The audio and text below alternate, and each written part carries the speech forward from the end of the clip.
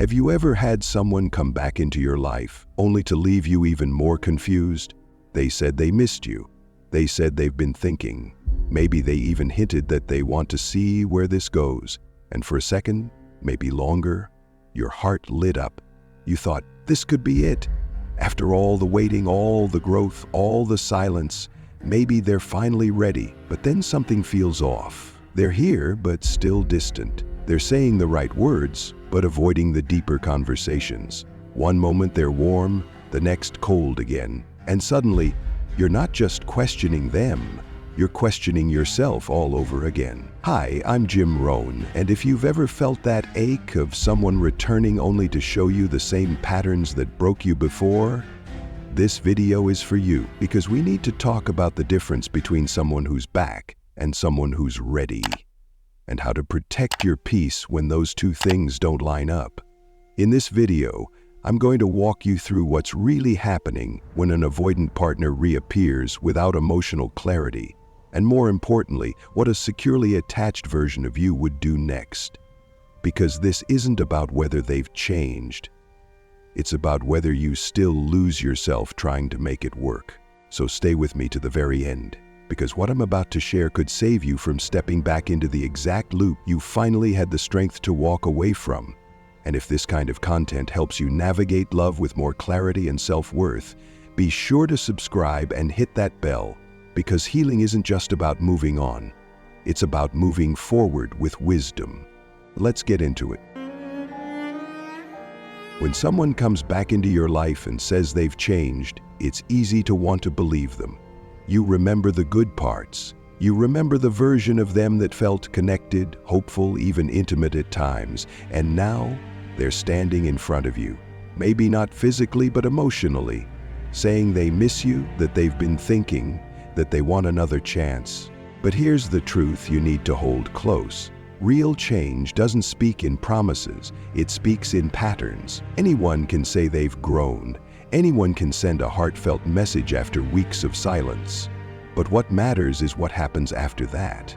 Do they still shut down the moment you bring up your needs? Do they change the subject when you ask about emotional clarity or accountability?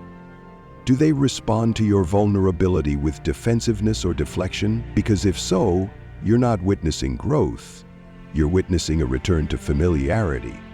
And that's not the same thing. Let's take a real-life example. I once worked with someone whose avoidant ex came back after 3 months of no contact. He told her he'd been thinking about their time together, that he missed the connection and wanted to start fresh. At first, it felt like progress. He was texting daily, asking questions, initiating plans. But the moment she tried to talk about what had gone wrong before, his emotional distancing, the lack of communication, how unseen she had felt, his tone, suddenly he was tired of overanalyzing and just wanted to move forward without rehashing the past.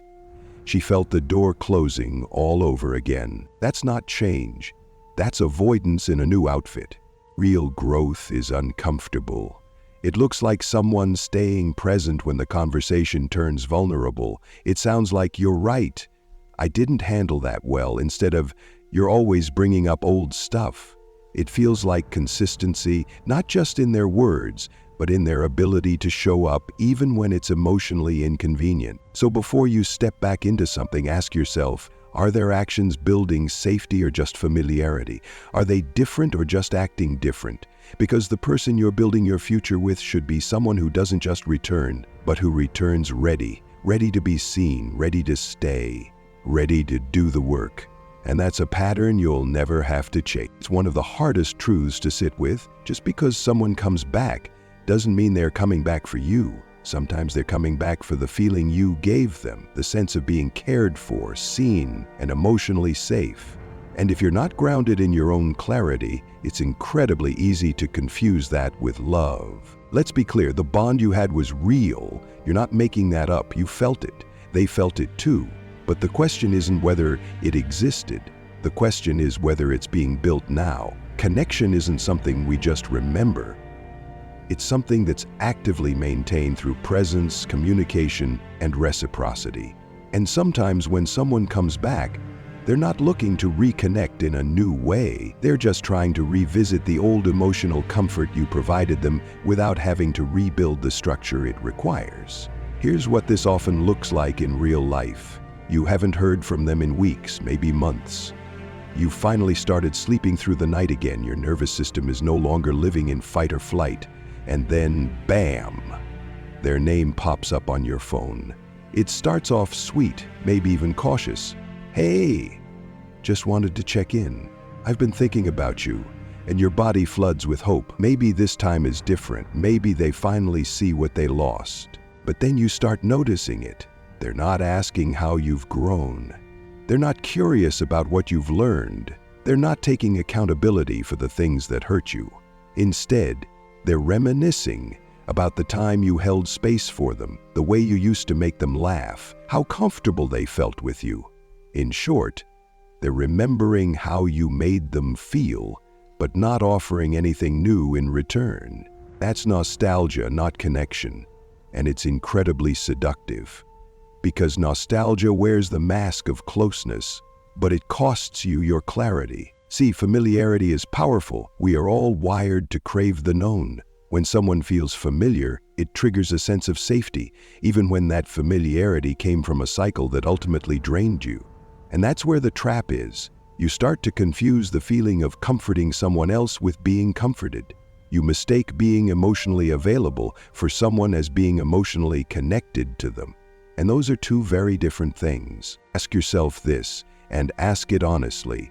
When they reach out, is it mutual? Are they curious about your needs? Are they interested in your boundaries now?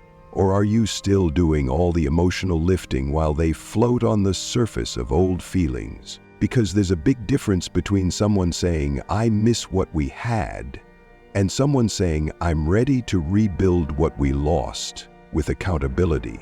One is passive, the other is present. Let me give you a simple metaphor.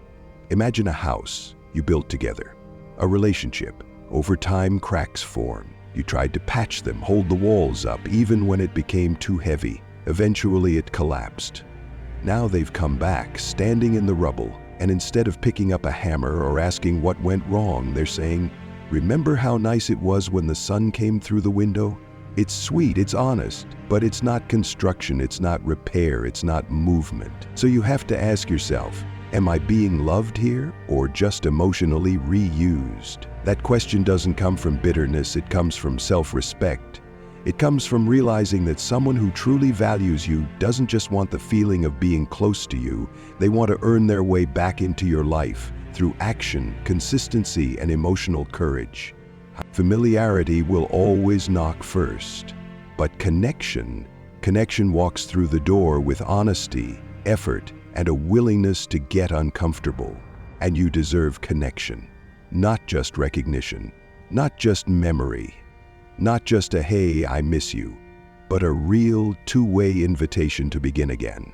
Not where you left off, but with something stronger, something safer, and something that doesn't make you question your worth. To feel close. When someone you care about comes back into your life, it can stir up a powerful mix of hope and fear. You want to believe this is the moment everything finally shifts, that maybe, this time, they're ready. But one of the most overlooked truths about healing is this: the way you respond when they return says more about your growth than their arrival ever could. See, holding a boundary isn't about pushing someone away. It's not about punishing them. It's about protecting the version of you who worked so hard to feel whole again. The version who stopped waiting for breadcrumbs. The one who learned to breathe without their validation. Let's say they reach out after weeks, maybe months of silence. They say they miss you. They say they've been thinking a lot. Maybe they even hint at wanting to reconnect. But as the conversation goes on, something's off. They don't ask about what's changed for you. They avoid talking about what broke the connection in the first place. They want to ease back into comfort, but without addressing the emotional debt that was left behind. In that moment, your nervous system may scream, "Say yes, don't rock the boat, just be grateful they came back." But your healing will whisper something stronger. Wait, don't rush. Let's see what's real this time. And that's where the boundary comes in. A real, rooted boundary sounds like this. I care about you. I still value what we had, but I can't step back into something that feels emotionally unclear. If we're going to revisit this, I need us to do it with honesty, effort, and accountability. I'm not interested in just feeling good. I'm interested in feeling safe. That kind of statement isn't a wall, it's a door. A door they can walk through if they're truly ready. But more importantly, it's a message to yourself. I'm not going back to the version of me that abandoned my needs for someone else's comfort. I once counseled a friend who spent over a year grieving a relationship with an extremely avoidant partner. When he came back, he was charming, friendly, and said all the right things. I've been thinking about you. I miss what we had. You're the only one who really sees me. She wanted to believe it. Every part of her believed it. But when she gently asked what had changed, what he'd learned, and what he was ready for this time, he backed away. Said she was too intense. Said he just wanted to take it slow, and that's when her healing clicked in. She looked at me and said, I realized I didn't want him back. I just wanted to stop feeling like I wasn't chosen. Once I saw that, I could finally stop running after the wrong thing. That's the power of a boundary that reflects healing. It doesn't demand change, it invites it. And it gives the other person space to decide whether they're here to rebuild something solid or just relive something familiar. But even more than that, it gives you your power back, because this isn't about whether they come back. It's about whether you stay anchored in the self-respect you fought hard to earn. It's about whether you can trust yourself now more than you trust the emotional chemistry that once made you feel alive. So when they show up again, take a breath. Listen with your heart, but respond with your clarity. Don't confuse attention for intention. Don't let old patterns dress up as new beginnings. If they're ready to stay, they'll lean in. They'll ask what you need. They'll listen. They'll show up with more than words. But if not, then your boundary did exactly what it was supposed to do, not to push them away, but to protect the person you've become. So if you've made it this far into the video, take a breath, because what you're doing right now is more than just watching content. You're breaking a cycle. You're choosing self-awareness over self-abandonment. You're asking the harder, wiser questions. Am I being chosen or just familiar? Am I being loved or just emotionally leaned on?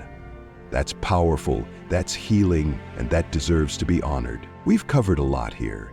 You learned that just because someone comes back doesn't mean they're ready, and that real change requires consistency, not just sweet words or temporary presence. You saw how familiarity can feel like connection, but if their return doesn't come with effort, clarity, and emotional safety, it's just a comfort loop, not a true rebuild. Most importantly, we talked about boundaries, not as walls to keep people out, but as filters to keep your peace in. You don't hold a boundary to punish someone. You hold it to protect the version of yourself you worked so hard to grow into. Maybe you're still holding on to hope. Maybe you're in the messy middle of deciding what to do. Or maybe you're realizing that what you really needed wasn't them. It was the closure and confidence that comes when you choose yourself, no matter what they choose.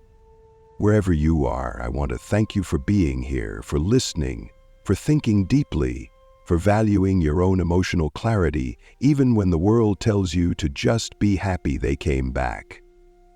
You deserve a love that doesn't confuse you. You deserve someone who returns not just with longing, but with readiness. If this video helped bring you any sense of calm or clarity today, I'd love to hear your thoughts in the comments. What resonated most with you? Have you experienced this kind of return before? And what did you learn about yourself from it? And if you'd like more content like this, honest, grounded, healing, focused, don't forget to subscribe and turn on notifications. This space is about real love, real growth, and reminding you of one simple truth. You never have to lose yourself again just to be loved by someone else. Until next time, I'm Jim Rohn. Thank you for being part of this healing space. I'll see you in the next one.